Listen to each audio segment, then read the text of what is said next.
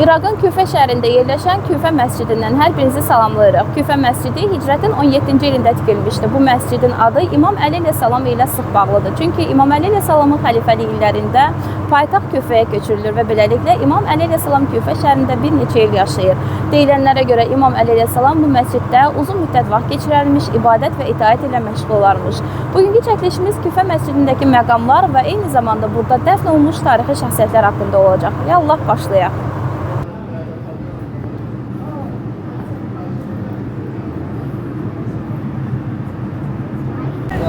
Hədislərdən bizə gəlib çatan məlumata əsasən 4 məkan var ki, bu məkanda səfərdə olan şəxsin namazları bütöv şəkildə qılına bilər, hətta bütöv şəkildə qılınması tövsiyə olunur. O 4 məkandan biri məhz Küfə məscididir.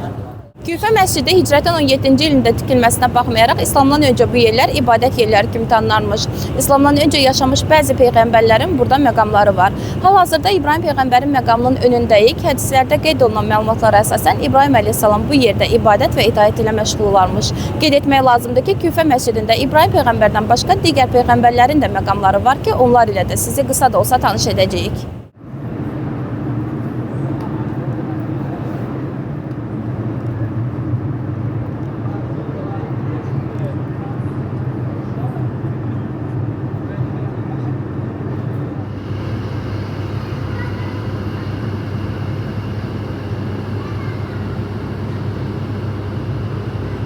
Bura İslam Peyğəmbəri Salvatullahın məqamıdır. Hədislərə əsasən İslam Peyğəmbəri Salvatullah Meyrac gecəsi bu yerə gəlmiş və burada ibadət və itaət ilə məşğul olmuşdur.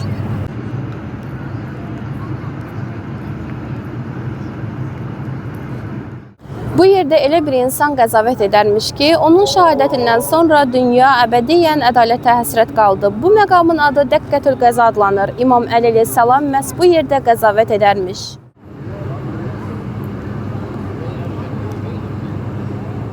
Bura isə Adəm Peyğəmbərin məqamıdır. Hədislərdə qeyd olunur ki, Adəm Peyğəmbər burada ibadət və itaət ilə məşğul olarmış.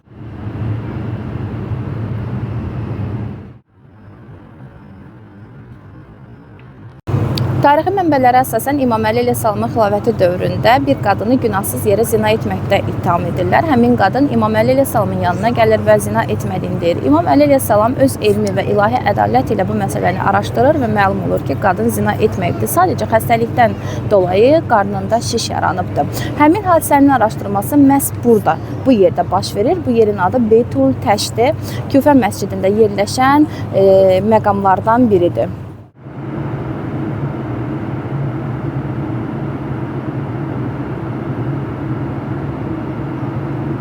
Bu gördüyünüz məqam İslamdan çox öncə yaşanmış Xızır Peyğəmbərin məqamıdır. Xızır Peyğəmbər burada ibadət ilə məşğul olarmış.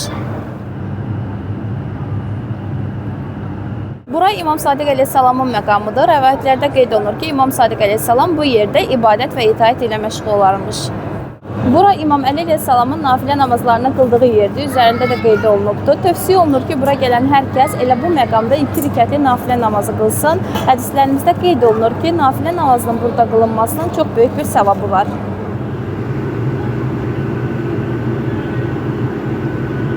Tarixin ən üzücü hadisələrindən biri məhz Küfə məscidində baş vermişdir. Hicrətin 40-cı ilində sübh namazında İbn Mülcəm İmam Əli əleyhissalamın namazda ikən zərbətlədi. Bu zərbənin nəticəsində İmam Əli əleyhissalam 3 gün sonra şəhadətə çatdı.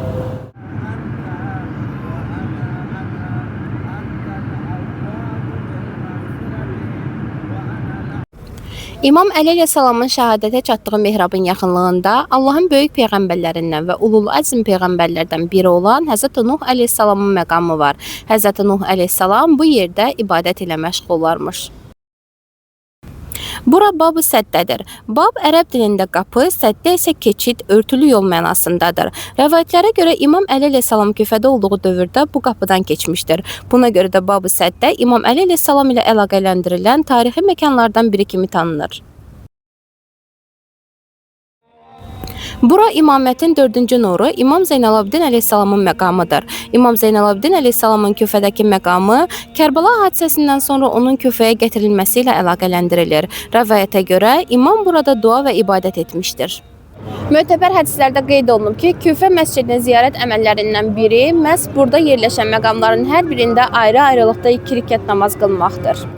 Arxada İmam Hüseyn əleyhissalamın qardaşı oğlu Müslim İbn Əqilin məzarını görürsünüz. Müslim İmam Hüseyn əleyhissalamın Küfəyə göndərdiyi nümayəndəsi idi. Küfələrdən çox sayılı məktub aldıqdan sonra Küfədəki vəziyyəti dəyərləndirmək adına İmam Hüseyn əleyhissalam onu seçdi və Küfəyə yolladı. Küfəyə gəldikdən sonra bir çoxları Müslimə beyət etsə də daha sonra İbn Ziyadın təzyiqləri nəticəsində onlar beyətlərini Müslimdən götürdülər və beləliklə Müslim Küfədə yalnız buraxıldı və İbn Ziyadın göstərişi ilə şəhadətə çatdı.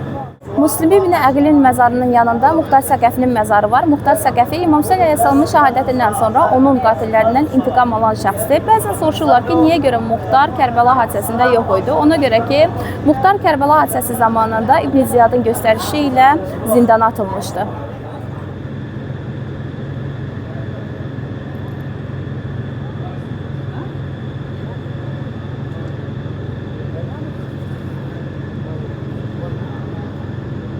Küfə məscidində dəfn edilmiş digər tarixi şəxsiyyətlərdən biri Hani İbn Ürvədir. Arxada Hani İbn Ürvənin məzarını görürsünüz. Hani o şəxs idi ki, Müslim İbn Əqili Küfədə qarşılamış və öz evində saxlamışdır. İbn Ziyadın çox sayılı təzyiqlərinə baxmayaraq ömrünün son anına qədər o Müslimi İbn Ziyada təhvil verməmişdir. Elə İbn Ziyadın göstərişi ilə hicrətin 60-cı ilində Küfə şəhərində şəhadətə çatmışdır. Bugün sizi İslamın ən müqəddəs məkanlarından biri olan Küfə məscidi ilə qısa da olsa tanış etdik. Ümid edirəm çəkilişimizi bəyənəcəksiniz. İzlədiyiniz üçün hər birinizə dərin təşəkkürümü bildirirəm. Sağ olun, Allah amanında qalın.